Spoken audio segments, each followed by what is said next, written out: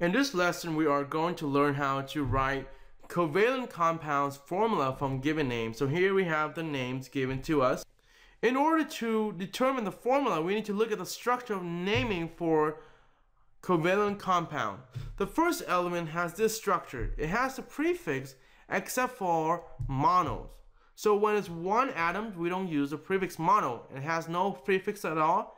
And for the naming, it uses the name of the elements. Here I have the name of the elements given to us.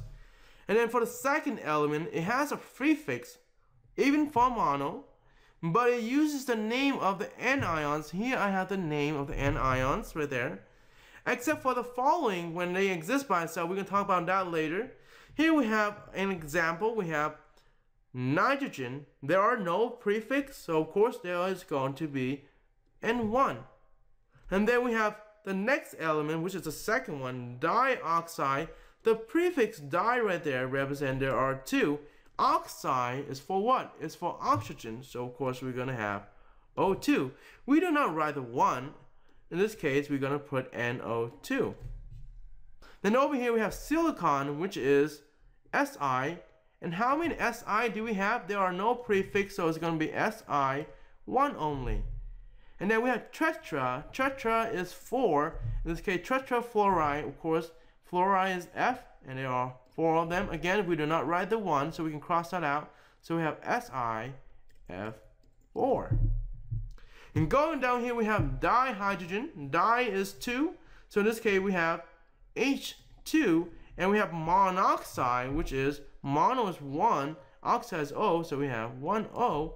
And of course, we have H2O. This is a common name for water.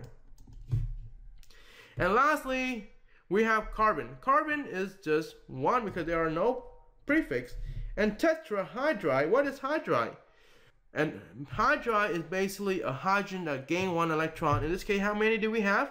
We have 4 of them, so CH4. And the common name for this is methane. And lastly, here is the exception.